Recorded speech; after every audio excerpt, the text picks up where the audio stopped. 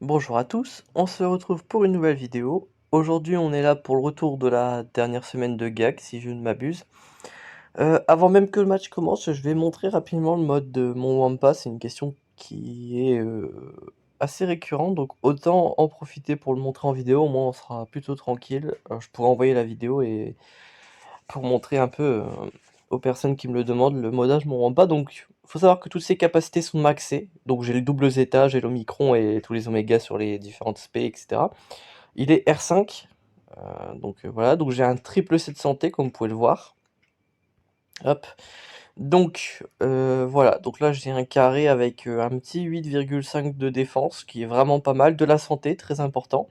J'ai le luxe de me permettre le 21 de speed avec un peu de pouvoir pour l'aspect 1, le Daze. Donc ça, c'est plutôt cool. Ensuite, j'ai une flèche encore avec un peu de défense en secondaire, donc ça, c'est plutôt intéressant. On a un 4% d'attaque, même si grosso modo, l'attaque de mon Wampa se rank up plus avec les SP qu'avec les mods. Un peu de Tena, bon, c'est toujours ça de prix, on va dire, et un petit peu de défense. Un triangle en première attaque, avec de la chance de crit, plutôt intéressant. J'ai un très gros attaque en flat. J'ai un 9 de speed et un 3 de prot, donc 3% de prot en tout cas. Là, j'ai encore un 8,7 de défense, donc j'ai vraiment un Wampa assez tanky. J'ai 120 d'attaque, 2% de TNA, 10 de speed, primaire de santé. Ici, encore un 16 de santé, 13 de speed, 4,3 de pouvoir, 1% d'attaque et encore un peu de TNA. Bon, la TNA, honnêtement, avec son Omicron plus la TNA de base sans mode, c'est déjà à 150. Mais visiblement, ici, j'en ai un peu en rab, donc on va pas s'en priver, écoutez. Et mon losange, c'est 5% de pouvoir, 15 de speed, 29 de défense et 38 d'attaque. Donc voilà pour ce qui est du Wampa, ça nous met à 77k de santé, 45k de prot, 247 de speed, 61 de pouvoir, 60 de Tena, donc 160 avec l'Omicron, 7k5 d'attaque, et ensuite voilà, on a un peu de chance de crit, un peu de pénétration d'armure, pas mal de survie physique, 57%. 53, 5003 d'attaque spé, enfin 5004 presque, et on a 44% de résistance. Donc voilà ce qui est du Wampa, et j'ai pas changé les modes depuis que je montre en vidéo le Wampa. J'ai pas fait de slash, j'ai rien fait du tout. Donc c'est avec ce Wampa là que j'ai fait tous les combats que vous avez pu voir jusqu'à maintenant avec le Wampa Omicron. Je vais vous montrer l'adversaire et ensuite on passera au match puisqu'ils sont déjà enregistrés, donc je vais pas vous montrer tout ce qui va être la défense, etc. Vu que mon adversaire a aussi joué, donc on a déjà le score final. Quoi qu'il en soit, voilà, rapidement, mon adversaire, il a Nego Malo Exe, très classique. L'Exe est 4 étoiles. Hop. Il a 3 GL, dont une non ult, donc JML ult, SLKR ult, JMK non ult. À côté, on a tous les classiques en plus des prérequis. On a une 4. On a le Windu qui est rework avec 2 états en plus. Il en manque un. Je sais pas si en défense je l'ai affronté, je me souviens plus. On va redécouvrir le match ensemble, ça va être marrant. Ouais, à côté, il a pas mal de choses. Niveau Omicron, le mec est assez garni. On a l'Omicron de Zam, juste ici. Il en a d'autres. Alors, me souvenir desquels, ça va être une bonne question. Il a pas l'Omicron sur Wampa. Euh, alors, je me souviens plus. Mais je me souviens que quand j'avais scout l'adversaire, j'avais vu dans son roster qu'il avait quelques Omicrons de posés. Peut-être Guaygon. Guaygon est posé, exactement. Euh, Après, j'ai pas tous les Omicrons en tête, donc voilà. Euh, Enfin bref, le roster est assez garni. Il y a quand même pas mal de G12 à côté. On a des petites teams qui sont pas mal. Donc ça, c'est pas mal du tout. En tout cas, on va se retrouver tout de suite pour les matchs. Donc moi, je vous dis à tout de suite. On est reparti. Donc, voilà le match. Alors, je sais pas si je monte les défenses. Quoi qu'il en soit, voilà. Il a une Phasma, une Moll Lead, une GG Watt, ainsi qu'une Kira Lead, avec pas mal de vauriens intéressants à côté. Moi, je vais commencer tout de suite par le GG. Le GG avec Watt, full relique. Alors, je vais peut-être remettre en arrière. Hop, donc là, voilà. On a un GG R7, on a un B1 R4, B2 R4, Magna R5, Watt R7. Donc c'est plutôt fort. Je rappelle que la compo GG Watt c'est la plus puissante à poser, enfin je trouve, avec la GG Nut. Donc là honnêtement, j'y étais pas serein, je me suis dit que peut-être pour une fois ça passerait pas. Donc comme d'habitude, on fait l'aspect en premier, puis ensuite on va spam les SP2 pour rank up l'Athéna, la défense et l'attaque. Hop, donc là voilà, ils me mettent quelques petits hits, et à chaque fois qu'ils me frappent, en fait, ils réduisent le délai de ma SP2, ce qui fait que moi je peux la spam et ça me permet de rank up déjà la ténacité pour éviter tout ce qui va être verrouillage, entrave d'amélioration, etc. Donc c'est cool. J'arrive quand même à tuer le Magna, donc là je suis plutôt content. Je refais l'aspect 2 pour me redonner de la prot. Tac. Donc là voilà, mes ennemis me hit, mais avec les contre-attaques je leur fais extrêmement mal. Je continue de spam l'aspect 2, c'est vraiment la meilleure chose à faire. Bon là on a le Watt Tembor adversaire qui a revive le Magna Guard, mais c'est pas un souci puisque bon il retombe direct derrière, ce qui est plutôt intéressant. Hop, le Wampa contre-attaque vraiment bien, c'est ça qui est plutôt intéressant. Hop, je kick la prod du GG. En fait, là, je me rends compte que à chaque fois que je le mets en dessous de 100% de sa santé, bah, c'est vrai qu'il donne la marque à son allié. Donc là, le but, ça va être plutôt d'aller focus un B1 plutôt que GG en premier. Hop. Doc. Bon, les petites contre-attaques, c'est impeccable. On continue encore. Bon, là, il m'avait pas assez frappé, donc je pouvais pas faire la SP2, donc j'ai fait une basique. Hop. Tac. Donc là, on fait la SP2 pour se donner du TM, pour pouvoir aller rapidement refaire la SP1, comme ceci. Hop, donc on récupère toute notre prot. Tac. Et donc là, je pars sur un focus de GG, je me dis, il est très bas en vie avec les contre-attaques, etc. Ça me permet peut-être d'aller le tomber. Sauf qu'il va beaucoup régène, je vais un peu m'acharner dessus. Je me dis, à force de rank up, ça va le faire. Mais en fait, là, voilà, déjà, il y a une contre-attaque qui part sur le Magna, donc pas dingue. Donc là, je me suis dit, bah, on va plutôt aller tomber le Watt, puisque le Watt le régénère quand même énormément. Hop. Donc là, voilà, je vais partir sur un focus de Watt, histoire de le tomber. De toute façon, ça change pas grand-chose, il me reste suffisamment de temps pour tomber GG une fois le Watt tombé. Donc voilà, je prends le temps d'aller tomber le Watt qui régénère beaucoup de GG. Et ensuite, voilà, ça me permet voilà, de tomber GG sans à-coup, puisque bah, il peut plus le régène vu que le Watt est mort. Ensuite, je crois que je vais faire une nest sur la Phasma. Ouais, exactement. Si je descends aussi vite, c'est que je vais chercher les vauriens, donc je vais chercher nest. Et honnêtement, je clique vite sans me poser la question de est-ce que Kira peut être intéressant en lead à ce moment-là. Je me dis, si j'arrive à défoncer l'exécuteur, à côté il reste pas grand-chose pour me tomber. Donc c'est plutôt cool. Voilà, là je le stun pour éviter un gros hit. Hop. Tac. Donc voilà, là je mets un petit daze. Hop. Hop. Bon là je prends un gros hit mais j'avais déjà stacké un peu de prot. Donc l'exécuteur a pas bénéficié d'un bon timing là. Hop. Donc là voilà, le but c'est vraiment d'aller tomber l'exécuteur. Tac. Hop. Bon voilà, il me met des petites bastoses plutôt sympathiques. Hop. Hop. Voilà, donc là je tombe l'exécuteur dans pas trop longtemps. Toujours pas. Ok. Hop. Voilà, là je mets une basique pour être sûr de le toucher. Donc je tue l'exécuteur. Et là en face, ils n'ont plus assez de DPS pour me tomber. Donc là avec les counter-attaques et les quelques attaques que je vais mettre, eh bien je vais pouvoir les tomber. Hop, on tue la Phasma. Et il ne reste plus qu'à tomber l'officier, tranquillement. Voilà, 68 bannières. J'économise les 3 bannières de Kira. Et on est bon. Donc ensuite, je vais tomber les GL en haut, puisqu'il en a quand même 3 posés en def. Donc là, bah, déjà, il n'y a pas le choix, je vais devoir sortir mes 2 GL. Donc là, je sors la JML versus la JMK. Alors la JMK, déjà, en face, il n'y a pas Mace Rework, donc c'est pas mal, parce que Mace Rework, il est quand même très très bon pour me... Pour m'embêter, hein, il régène pas mal, il fait assist, ce genre de truc. Et il n'y a pas Gas aussi. Sans Gas, c'est tout de suite un peu moins pénible. Il n'y a pas non plus l'ult sur JMK, donc encore un truc en ma faveur. Le seul problème, si c'en est vraiment un, c'est que le JMK était plus rapide. Donc il a pu faire sa SP1 et m'a dit 4, invincible dès le début. Bon là il tombe mon Revan, mais c'est pas grave. Parce que je vais pouvoir le revive. J'ai mis Jolly parce que voilà, je voulais garder mon gaz pour quelque chose d'autre un peu après. Donc voilà, là je stun tout le monde, parfait. Hop. Tac. Voilà, donc là on essaye de charger l'ult. On va descendre tranquillement, mais sûrement la 4. Histoire de, déjà de trigger le savior de JMK.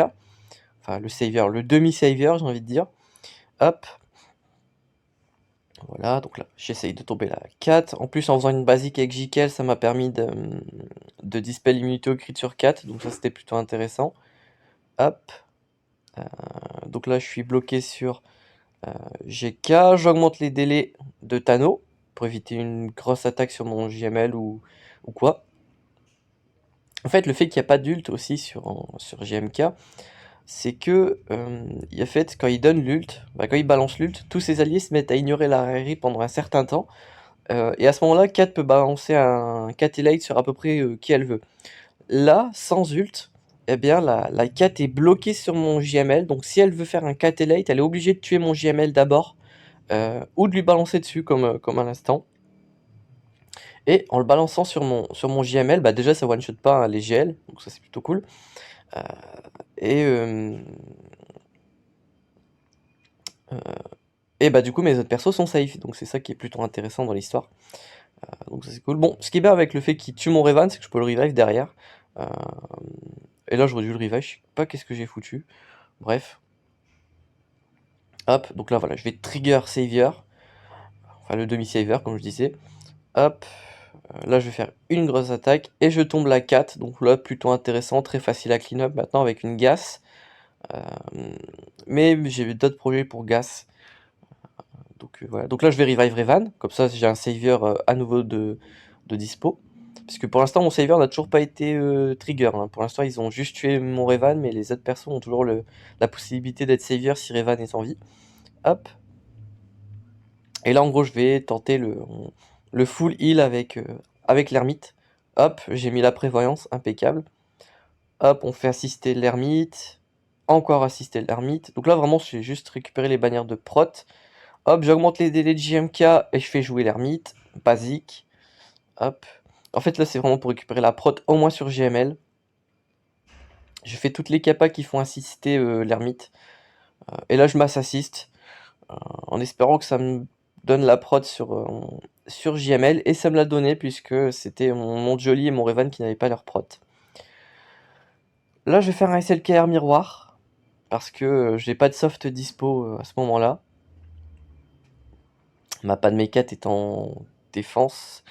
Et je peux pas faire JKR, JKL, puisque j'ai utilisé JKL et JKR avec JML pour aller tomber le JMK.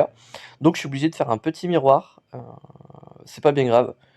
C'est pas bien grave parce que j'ai quand même SLKR, donc ça va pas faire de bonne bannière, mais au moins ça passe. Si tant est que ça passe, évidemment, je vais pas spoiler. Parce que c'est jamais vraiment super évident les miroirs SLKR. À moins de lui mettre une gifle au niveau des modes, évidemment. Hop. Bon là, la SPA du Storm, à part donner le bonus de défense, n'a pas super bien servi. Parce que Hux en face avait l'avantage, donc c'était pas cool. Hop, m'assassin, donc je charge l'ult tranquillement. Hop, je tue son deuxième tank, donc là c'est plutôt intéressant. Lui, il focus mon Hux, impeccable. Il me l'a pas tué d'ailleurs, donc ça m'a permis de faire une petite basique pour continuer de charger l'ult. Moi, je vais tuer son Hux, parce que son Hux, c'est vraiment un perso super intéressant pour lui. Ne serait-ce que pour les mass assist, les resets de cooldown et tout ce qui s'ensuit. Hop, son ult me tue 2 toons. Mon soldat acide achève son kilo. Hop, petit AOE.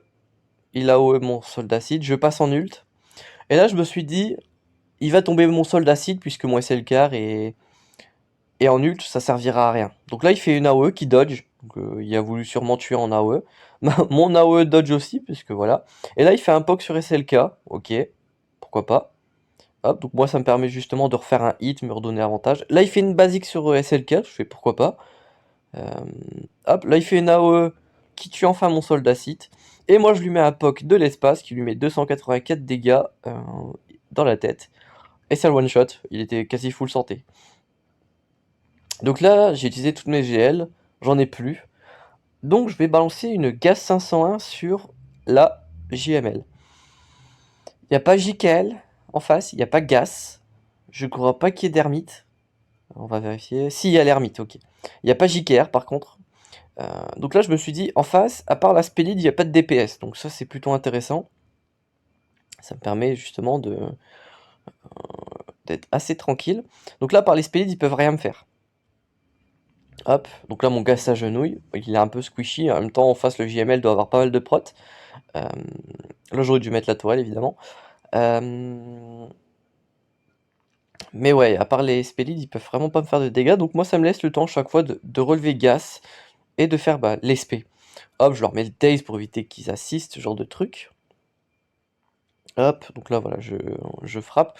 À chaque fois aussi qu'il se donne un boost, enfin ouais, je sais plus, je sais jamais si c'est quand il se donne un boost ou quand ce boost se dissipe.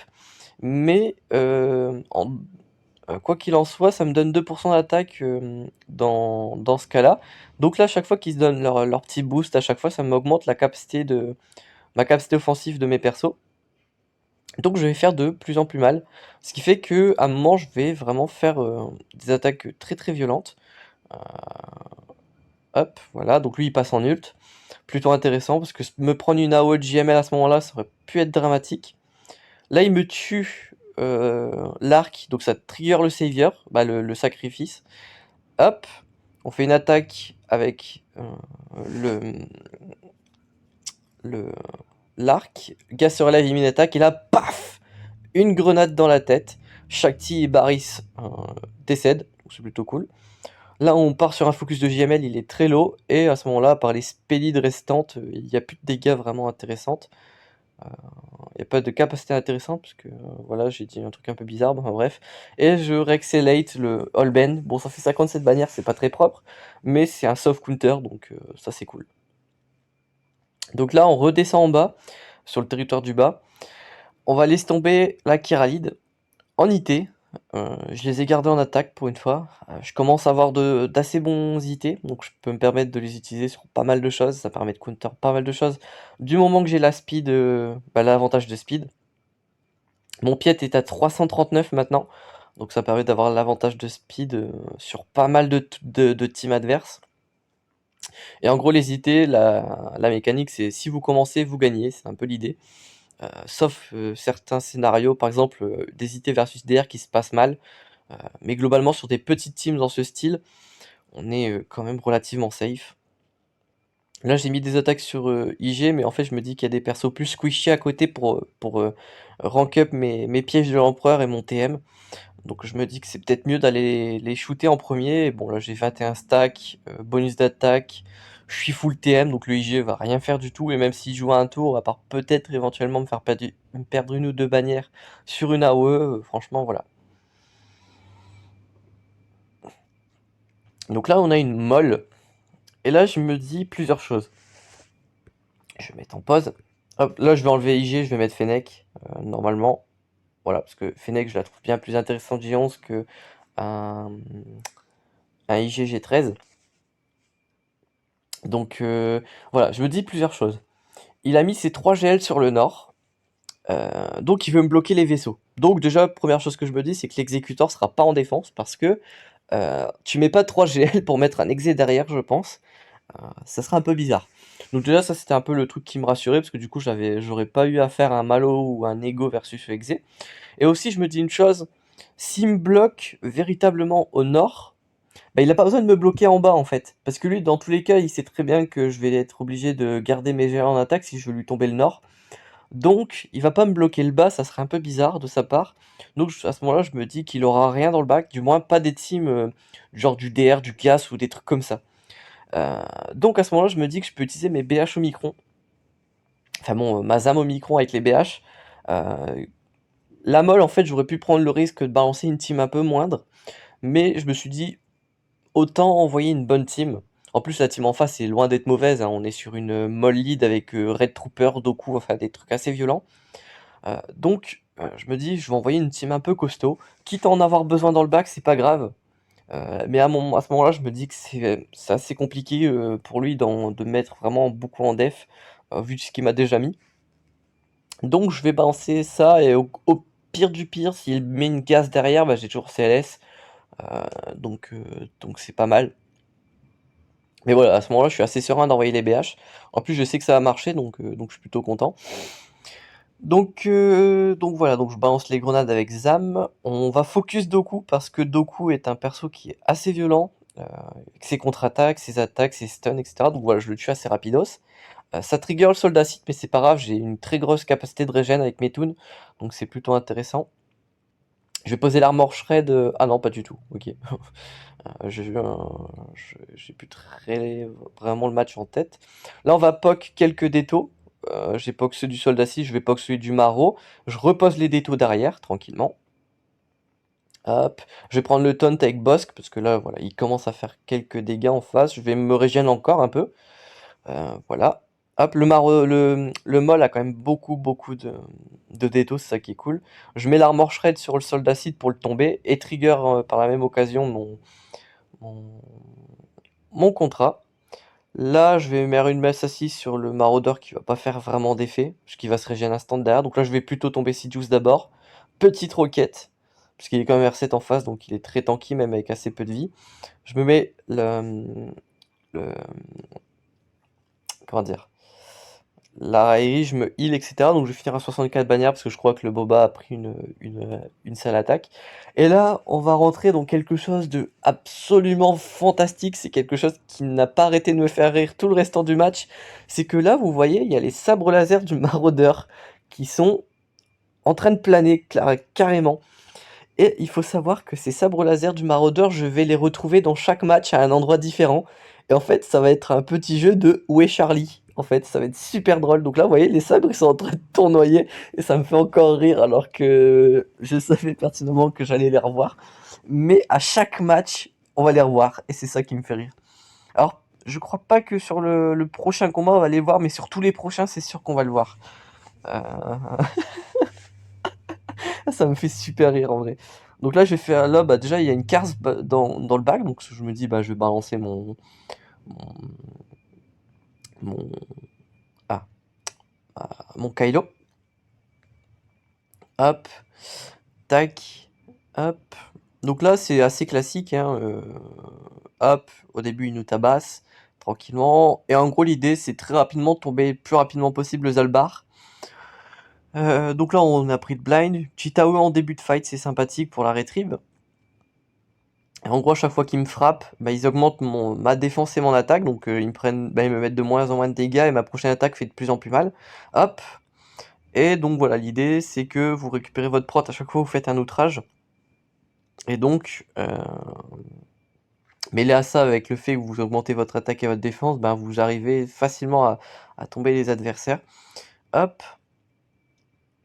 Donc là, voilà, j'ai tombé le Zalbar. Maintenant, on va tomber la Juani qui taunt, qui stun. Elle est vraiment assez pénible. Donc voilà, je la one-shot. 166 4 dégâts, c'est plutôt beau. Ensuite, on tombe la mission parce que mission, elle met le blind. Elle met des dégâts assez violents. Donc on va éviter. Enfin, assez violent, c'est compris. Ensuite, on va tomber le Kars.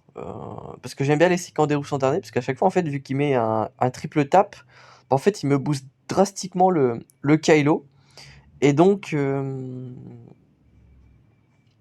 bah, après, il n'y a plus qu'à foutre des outrages quand le Canderousse est dernier, parce que bah, il reste plus que lui, hein. Faut pas time out pour lui faire plaisir. Hop, donc la carte tombe. Et ouais, il n'y avait pas les sabres laser, enfin je les ai pas vus en tout cas. Euh, hop, donc là il y a un nœud de gunnery. Voilà, donc je vais envoyer Hippie. Voilà, Tarkin, la Marajade. Et en fait là je me dis bêtement, ben Vador il est impossible à outspeed. C'était sans compter sur le Django qui devait être modé comme une brute. Parce que outspeed un Vador, c'est pas donné à n'importe quel toon. Et lui, il est arrivé comme ça. Moi, j'étais méga serein. Je me suis dit, ben tranquille. Je vais l'outspeed. Bah, pas du tout. Il y a peut-être aussi un détail que j'ai raté dans son kit. Peut-être quand il a le contrat, il a plus de speed d'entrée de jeu. Je sais pas. Mais en tout cas, ça m'a surpris pour le coup. Donc voilà. Bon, en tout cas, le match est réglé. Là, la question, c'est combien de bannières je vais faire. C'est la seule question que je me posais à ce moment-là. Parce que, ben, tranquille, quoi. Donc là, prochain tour, je vais pouvoir récupérer à la fois la bannière de prod sur mon Sron et sur ma Mara. Donc plutôt cool. Hop, là je vais le restun tranquillement. J'ai une croix pouvoir sur Mara, donc c'est cool. Hop, donc là voilà, je swap et ça me fait 2 bannières de prot en plus. Et en gros là, ce que je vais me dire, c'est que j'arriverai jamais, jamais, jamais à remettre full prot à tout le monde. Parce que voilà, mon run a beau être assez rapide, il est pas aussi rapide que ce qu'il faudrait. Il lui faudrait au moins 800 de speed, si ce n'est plus, pour pouvoir remettre la bannière de prot. Donc je me dis, je vais le tabasser et puis basta quoi. J'ai pas vu les sabres laser, mais je sais que dans mes matchs flotte et sur d'autres fights, ils y seront les sabres laser qui tournoient. Il est venu me hanter le maraudeur. Tac. Hop. Tac. Donc là j'envoie une CLS sur la Bad Batch, parce que bon la Bad Batch, si on se fait outspeed, on prend cher, donc autant envoyer une team safe. En plus c'est la deuxième team la plus balèze qui reste. Donc, Ah, bah les voilà, ils sont de retour, les voilà. Sur la droite, là il y a les sabres laser qui se remettent à tournoyer. Je trouve ça génial, voilà, je le screen tellement ça me fait rire. Donc là sinon, CS versus Bad Batch, c'est on focus Echo, et une fois qu'il est tombé, bon honnêtement il n'y a plus grand chose de, de dangereux, mais sinon les sabres laser ça me déconcentre vraiment de fou. Dans le match, je faisais vraiment pas attention à ce que je faisais. J'avais vraiment les sabres laser qui tournoyaient, ça me faisait trop rire. Hop, bon sinon c'est tranquille. Ensuite il y a la griffe Karga, je vais envoyer quoi dessus? RJT ou Shakti Clone? Non, j'ai envoyé une Bastillide, voilà. Parce qu'en plus mes cloches j'ai utilisé gaz, je suis un peu bête moi. Ouais, je vais envoyer une Bastillide réduite en 4v5. Bannière de prot assurée grâce au lead, qui donne plus de 100% de prot. Là vous pouvez le voir, alors je vais vous montrer, mais dans le fond, derrière le faucon Millennium, il y a les sabres laser qui sont encore en train de tournoyer. Voilà, je refais un screen tellement ça me fait rire. Enfin bref. Hop, sinon bon le match, en gros on donne les boosts à Yoda. Il va les spread. Hop. On leur met l'ability block, on réduit leur TM. En gros là on va tomber le Mandalorien au cas où ils arrivent à trigger je ne sais comment leur contrat. Hop, donc je mets une basique. Comme ça il n'y a pas de désintégration possible. Et là grosso modo bah, le match il est plié. Donc bah il n'y a plus qu'à tuer tout le monde. Hop, je tue la Aura parce qu'elle est G10 je crois. Je me mets la Raillerie sur Holben, il a tellement de prot mon Holben que ils arriveront jamais ne serait-ce qu'à tomber les 200% supplémentaires de prot. Donc j'ai plus qu'à aller flinguer le Mbo dans le fond. Voilà. Tac. Voilà, je fais assist Yoda. Hop. Un petit stun sur Cat Bane, comme ça je peux m'occuper tranquillement de Griff. Un petit jump. Voilà, une basique. Basique. Basique encore, ouais. Bon là c'est vraiment juste les tombées, il n'y a vraiment rien de compliqué. On dispel sa retrieve. Tac, on spread les boosts pour frapper fort avec tout le monde. On réduit son TM et là il n'y a plus qu'à le kill tranquillement. Hop, basique. On réduit son TM, ability block, réduction de dégâts, stun. Enfin tentative en tout cas, basique et c'est bon. Voilà, bon sinon il y a encore les sabres laser en train de tournoyer dans le fond. Hein. On est habitué maintenant. Hop, et il nous reste plus que les chips. Donc une Srod et une Finalizer, donc j'avais plutôt raison sur mon call. Bon, en dessous du malveillant, il y a encore les sabres laser qui tournoient. Hop. Bon, voilà, on est d'attaque tranquillement.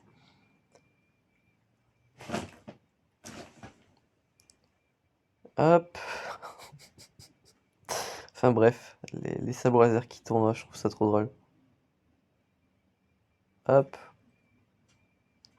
Voilà, j'ai tenté un screen parce que voilà, j'ai essayé d'en prendre plusieurs, mais trop drôle sinon. Hop, voilà, bon voilà, je vous embête plus avec les screens. Enfin, je sais que dans la vidéo j'en fais plus, donc c'est pour ça que je dis ça. Enfin bref. Bon, sinon, dans un combat versus un finalizer, le premier à tomber à chaque fois, ce sera toujours le silencer. Puisque c'est le DPS. Une fois qu'il est tombé, c'est pas forcément gagné. Parce que la navette, elle va quand même continuer à bien feed le TM à ses alliés, mais c'est quand même très bien parti pour win. Donc là, on tombe la navette. Hop, donc là j'envoie l'espion, donc je lui mets la marque sur la navette pour être sûr de la kill juste après. Hop, je remets les boss droids, enfin je les mets en tout cas. Masse assist sur la navette pour être sûr qu'elle tombe, voilà. Et grosso modo, là, c'est gagné. Il n'y a plus qu'à kill les adversaires. Excusez-moi.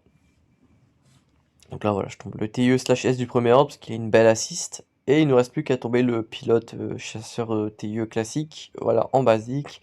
Ça fait un petit 69 bannières, ce qui est, somme toute, assez sympathique. Ensuite, j'envoie le Lego versus la flotte Thrawn. Hop. Tac, tac, tac. Hop. Bon, ça, il me reste encore un peu de temps, parce que voilà, je suis un peu limité dans le temps pour faire la vidéo, quand même. Enfin bref, donc là, voilà, on va essayer de tomber Vador. Hop. Mass assist. On va essayer de tomber rapidement le bombardier, hein, c'est un peu l'idée. Tac. Donc là, il me trigger la l'AOT infinie. Il va me dispel. Et mon Anakin meurt de la brûlure. C'est la première fois que ça m'arrive, et pour le coup, c'est assez surprenant quand ça arrive. Donc là, j'étais pas serein du tout, parce qu'il reste quand même le bombardier encore vivant en face, il y a le vaisseau de Vador. Donc là, panique, on sort Plo Koon, on met le TM up, et là, en gros, l'idée, c'est d'aller tomber le Vador et le bombardier. Le Gauntlet sort en renfort, je dis, oula, ça sent très mauvais, là. Je mets la raillerie sur le BTL, très important. C'est lui qui doit tanker tous les dégâts adversaires, parce qu'il faut pas que le Umbarien meure. Je mets le bonus d'attaque sur le Umbarien en le cliquant dessus. Hop. Donc là, ils me mettent assez cher, ils arrêtent pas de se heal. Donc à ce moment-là, je me dis, ça sent très mauvais. Mais je continue quand même, on sait jamais. Hop, donc là, je continue à DPS. Hop, je sors Ahsoka. Pile avant son renfort à lui, donc là, je fais une SP1, tranquille. Hop, là, il me dispel, donc c'est vraiment pas cool. Mon BTL qui prend très très cher. Il sort le faucheur. Donc ça, c'est encore assez mauvais. Mais en tout cas, il reset les cooldowns de ma Ahsoka, parce qu'à chaque fois qu'un renfort sort dans la team adverse, ça reset les cooldowns de votre Ahsoka, si vous avez le renfort de up, je crois, ou je sais plus ce qui fait qu'elle régène ses cooldowns. Et là, on tombe le bombardier. Donc là, le clean-up, je me dis, il est assez facile. Je continue de faciliter mon clean-up en tombant le vaisseau de Vador. Je tombe le faucheur TIE, c'est toujours ça en moins. Hop. Voilà, je protège mon BTL, mais en fait, en balançant sur la prévoyance, ben, j'ai donné du TM au vaisseau amiral, donc il va one-shot mon BTL. Ensuite, il tombe mon Plo Koon, donc c'est pas sympa. Je me mets les immunités aux dégâts critiques, au coup critique plutôt sur mes toons. Donc j'ai fait d'abord sur Umbarien et ensuite sur Ahsoka, avec la basique du Nego. Hop. Hop, il kick mon TM, il y a des malus de speed, c'est pas ouf. Là, je tombe le Gauntlet, donc ça fait encore un renfort en moins en cas de clean-up. Je balance l'ult. Hop, et ça one-shot le TIE, donc j'étais plutôt content avec les sabres laser qu'ils n'ont pas arrêté de tournoyer depuis tout à l'heure. Enfin bref. Et on fait un 1716 bannières. Donc ça, c'est plutôt intéressant. Hop. Hop, donc voilà le score final, j'ai l'impression. Donc il a rasé mes toons. Alors, il a fait 1387 bannières. Ce que ça implique, c'est que moi, quand j'ai fini de raser les trois territoires toons, j'étais à 1399. C'est-à-dire que j'ai été efficient sur les toons de 12 bannières en plus, en sachant que lui, il avait posé 3 GL. J'en ai posé aucune. Quoi qu'il en soit, j'avais 12 bannières d'avance, donc ça c'est plutôt intéressant. Je vais vous montrer ma défense. Donc j'ai posé GODDK, donc qui va poser problème à toutes sortes de toons. Par exemple au Jawa ou au Trium. Ensuite, j'ai une Newt avec du coup Doku, c'est un peu le duo classique. J'ai le petit Sunfac, du coup que je me sers pas avec les autres Géos. J'ai le Django G12 qui a du coup son contrat déjà de up une fois que le combat commence, donc il va faire beaucoup plus de dégâts. Et enfin, on a un esprit sort de la nuit qui est un peu le perso plug and play que j'ai mis dedans, histoire de mettre quelques dégâts si possible. Bon, je m'attends à rien de sa part, mais j'ai pas grand chose de plus intéressant à mettre. Donc voilà. Ensuite, on a une GG Watt qui déjà empêche naturellement le counter NS, hein, parce que en mettant la Weapon Tech sur GG, à chaque fois que GG va faire une AOE, toutes les NS qui meurent ne peuvent pas être revive. Donc grosso modo, envoyer des NS dessus, c'est clairement du suicide, à moins peut-être d'avoir des NS R9 de l'espace, mais encore, je suis pas sûr que ça passe. Et donc voilà, ça peut éventuellement empêcher le counter JKR. En gros, si GG achève un ennemi, bah Jolly peut pas revive. Donc c'est pas non plus hyper cool. Donc, à moins d'envoyer une DR, une Padmé ou une Gas, bah faut sortir peut-être un SLKR solo, envoyer un Wampa Omicron comme moi. Donc voilà quoi, c'est pas non plus hyper accessible cette team. C'est pour ça que je l'ai mis en front wall, c'est pour lui forcer à faire des choix. Donc ça c'est cool. Et ensuite j'ai mis une BAM avec des vauriens. Bon, si les oiseaux siffleurs de BAM arrivent à sortir, disons que c'est niveau bannière pour l'adversaire, c'est pas top. Sur le top, j'ai mis mon Trium avec Sidious et Moll, je suis en train de up SE, donc évidemment ces personnages commencent à obtenir des mods et des gears, donc c'est pour ça que je les ai mis avec mon Trium. Le Trium, hein, mon Trium est en carton, il est pas très bien mod, il est pas très bien gear, donc le garder en attaque, c'est s'assurer de mauvaises bannières, c'est s'assurer parfois sur certaines teams une défaite. Donc autant la mettre en défense, parce que le Trium c'est pas une team que tout le monde comment dire? Les gens sont jamais vraiment à l'aise face à cette team, ils savent vraiment pas toujours quoi utiliser. J'aurais peut-être même dû la mettre sur le bas, parce que là, en fait, si je la mets sur le nord, bah, en fait, s'il termine par cette team, il a pas le choix que d'utiliser ce qui lui reste. Mais en le mettant en bas, s'il sait pas quoi utiliser, il peut être amené à overkill ou à fail. Heu, donc ouais, en vrai, ça aurait peut-être été plus intéressant de la mettre dans le bas. Bon, c'est pas très grave puisque dans tous les cas, il a, 12 bannières de retard sur les toons, et avec un exec 7 étoiles en def, le malo c'est jamais très propre, enfin c'est rarement très propre, surtout sur un 7 étoiles. Son exécuteur 4 étoiles, il y a très peu de chances qu'il me le tombe avec face à mon 7 étoiles, donc ça c'est plutôt rassurant. Bon, la Phasma, elle est vraiment là pour histoire de dire que je mets pas des persos G8 en def quoi. Ensuite, j'ai mes NS. Étant donné que je fais Wampa solo sur GG, bah en fait, mes NS ne me servent pas à grand chose. Il n'y a pas de LV en face, donc faire SLKR NS versus LV, ça c'est pas utile puisqu'il a pas LV quand je vais le dire. Ensuite, j'ai mis une Rollo en carton. J'ai mis un peu ce que j'avais en toon avec. Bon, si Rollo relance une AOE, si Laïa met quelques petits hits, ça peut être intéressant éventuellement pour faire perdre des bannières, mais bon, je suis pas. Voilà, je suis pas très confiant avec cette team finalement. Bon, la Momo avec des IT, ça passe très bien. Elle est vraiment là histoire de dire que je mets quelque chose. Ensuite, on a DR et pas de Mekat. Mon DR, ça y est, il commence à être assez bien en termes de, de mode. Je vais vous le montrer après. Enfin, la BSF est toujours en carton. Le Malak est pas terrible, mais en tout cas, le DR commence vraiment à avoir de vrais modes. C'est ça qui est bon. Mais en tout cas, la Padmé 4, voilà, j'ai une Padmé à 347, une 4 à 347. Donc là, voilà, le JKR, moyen, quoi. Euh, mais ouais, les deux teams là dans le bac, le DR et le Padmé, la Padmé, il a mis ses 3 GL en def. Donc là, à moins de sortir du GAS, du DR, de la JKR, etc., c'est très compliqué de tomber. Bon, il a réussi, chapeau. Quand j'ai vu sa def, j'étais pas sûr qu'il la tomberait, mais il l'a fait, donc c'est vraiment bien joué à lui. À mon avis, il a dû balancer le gaz sur. Je sais pas en fait. J'ai vraiment pas d'idée, parce que le GG, je me demande comment il l'a passé. Il a pas le Wampa au micron. Après, il a quand même Qui-Gon au micron, donc Qui-Gon au micron avec Anakin, ça a pu faire un très bon café. Donc, à voir, à voir. Bref, je regarderai l'historique, parce que là, pour le coup, il, euh, il m'intrigue. En tout cas, il a exé et la caméra a tombé. À voir comment il va le faire. À voir, à voir. En tout cas, c'est très compliqué pour lui. Ouais, à voir. Bon, en tout cas, il peut le faire. Mais est-ce qu'il me battra en termes de score? Ça m'étonnerait. Je vais vous montrer mon DR rapidement. Parce que le DR en DF, quand il est assez rapide, ça peut être intéressant. Donc il a talon, donc je vous le rappelle, hein, ça fait plus 20 de speed. Et il a 330, donc ça lui fait une speed effective en début de combat à 350. Euh, donc c'est pas non plus assez facile d'accès à tomber.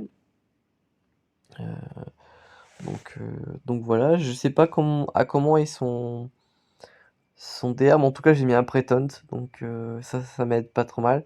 Mais honnêtement, un Gas sur DR, ça m'étonnerait pas qu'il ait fait ça. Parce que je lui ai mis une compo assez pénible, je lui ai mis un pré-taunt avec talon, donc pas trop mal. Le DR, il est juste là, lui, il est R5. Il a 331 en 7 DC. Oh! Oh, il est pas mauvais, le garçon. Il doit avoir de vrais modes, par contre. 1+27, 1+24, 1+27, +32 sur la flèche, +23 ici, et +24. Ouais, il lui a mis quand même, combien de +27? 1+27, 2+27. Ouais, il lui a mis 2+27, 2+24, 1+23 et 1+32 sur la flèche. Vraiment surprenant. Enfin bref, pas mal. En tout cas, voilà, j'espère que cette vidéo vous aura plu. On se retrouve très bientôt pour de prochaines vidéos. D'ici là, portez-vous bien.